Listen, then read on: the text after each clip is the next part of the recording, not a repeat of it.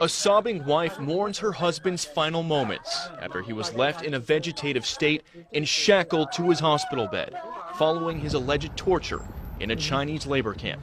He's one of thousands imprisoned for their beliefs. Some left emaciated, others with rotted and blistering skin, allegedly tortured and beaten. Now, Fox 11 is being taken inside those Chinese labor camps with undercover footage never seen before, revealing what life is like for political prisoners, filmed by those willing to risk everything. If the government knew I filmed those videos, I wouldn't be here with you. My life would be gone.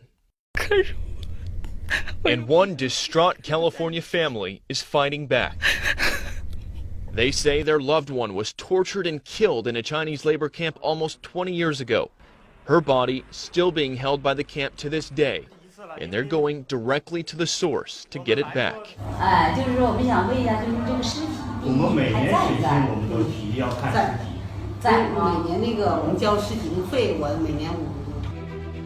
My name is Yifei Wang. The party wants us to forget about my sister, about my brother, and all the others. The family's ordeal, now the subject of a soon-to-be-released explosive documentary. We have undercover footage that they have really taken great risks to get out of China, and this is something that you don't see every day. In 1999, the Chinese government ordered the eradication of the spiritual meditation practice known as Falun Gong, calling it a heretic organization that threatens social stability.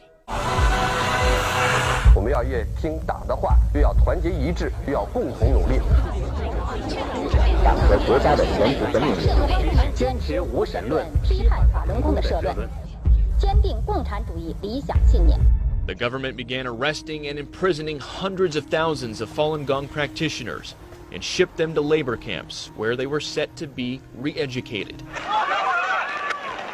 This was the scene in Tiananmen Square in 2001 as the Chinese government arrested hundreds of Falun Gong supporters.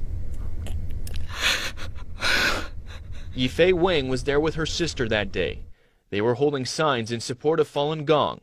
Both were arrested, separated, and imprisoned.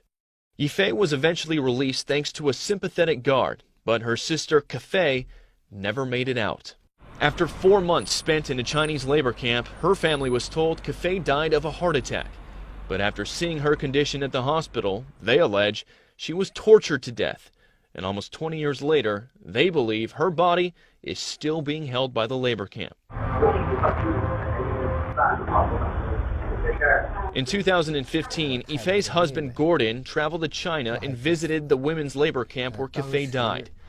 He filmed undercover video and waited an hour and a half to meet with the new labor camp director. The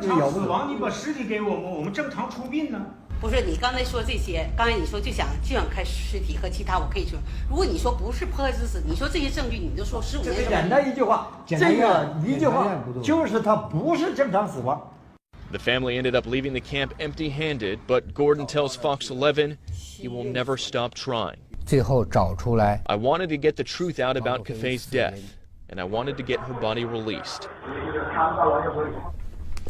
The ordeal has been a burden on Yifei and the family over the years. At the mention of her sister, she becomes emotional as she reminisces. I can't even think about her, because when I do, it always breaks my heart. I think about when we were young and would play together. She was a brilliant girl. Ming Yu is a friend of the family. He was also in prison for supporting Falun Gong. I was a very successful businessman. I had a clothing factory. I employed over 100 people. But after the persecution began, I lost my business. Yu tells Fox 11 he was able to shoot this undercover video at a labor camp he was imprisoned at by bribing a guard. He says he filmed it at the notorious labor camp during the 2008 Beijing Olympics, alleging it shows Falun Gong practitioners being forced to work extremely long hours to make products sold all over the world. He says the workers were given no breaks, and some were so exhausted they fell asleep under the very tables they were working on. He also filmed this video of a Falun Gong practitioner who he says was severely injured by guards at the camp. You can see he's shackled to his bed and underweight with lesions on his skin. If you're ever caught doing this kind of thing, videotaping the details of what's happening in these camps, you would lose your life.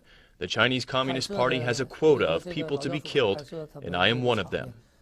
But these weren't the only videos you smuggled out of China. Using hidden cameras designed as different products, including car keys and a watch, he says he filmed this video of a dying man on his hospital bed. This is what he looked like before his incarceration for supporting Falun Gong. Yu says he was beaten and tortured in captivity. He died in a vegetative state, shackled to his bed. Kay Rubacek is a producer with Swoop Films. They're making a documentary called Finding Courage, which documents the government persecution of Falun Gong and the family's struggle to get Kafei's body back. Not someone who died naturally of a heart attack. We're talking about brutal torture. And what for? For standing up for freedom of belief, something we take for granted. Here in Los Angeles, local Falun Gong practitioners rallied to call for the end of the persecution, some of them holding photos of those who are dead or imprisoned at the hands of the Chinese government.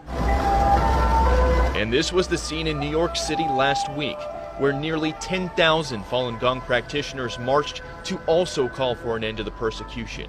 Some held signs saying, "Free Sister's Body," a reference to the remains of Kafei Wang. A heart attack on a 30-year-old woman is, of course, the typical lie you get from totalitarian regimes. Sean Steele serves as Republican National Committeeman of California.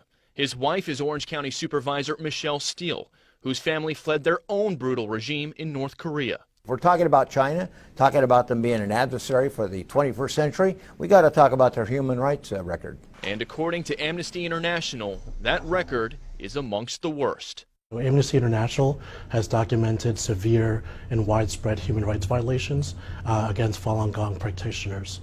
We have documented cases of torture, inhumane practices, lack of freedom of expression. Your reaction to the video we just showed you for this story? It's unbelievable.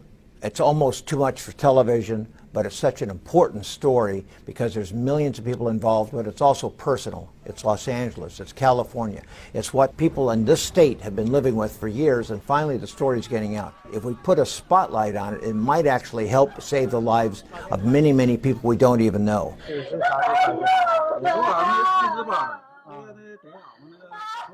And Sean Steele says he is a hardcore human rights advocate, and he went on to tell us that he does plan to make the Trump administration aware of the ongoing persecution of Falun Gong in China, as well as the ongoing situation with Kafei Wang's body. Now, he also told us he will be making a presentation on this specific subject at the Republican National Committee next spring. We did reach out to the Chinese embassy in Washington, D.C. for a comment in response to this story, but as of tonight, we have not heard back from them. Guys? And Sean Steele is in communication with the president himself. Yep.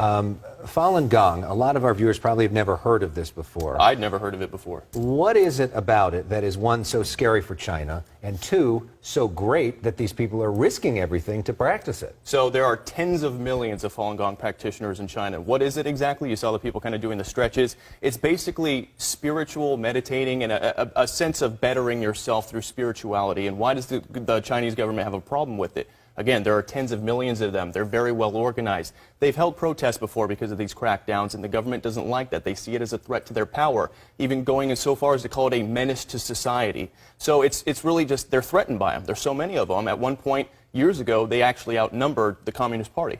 So for the family of the sister, they want her body back because it's been almost 20 years. Yeah, you would think, what do they expect to get if they do get the body back? Yeah. What they're hoping to do is have a formal funeral for her, and more importantly, they want an autopsy. Again, the camp told her, or they told the family that she died of a heart attack at around 30 years old. The family doesn't believe that. They saw her at the hospital. They want an autopsy. They want to check for blunt force trauma on her bones, that sort of thing. Eye-opening reporting. Bill Malusian, thank you very much.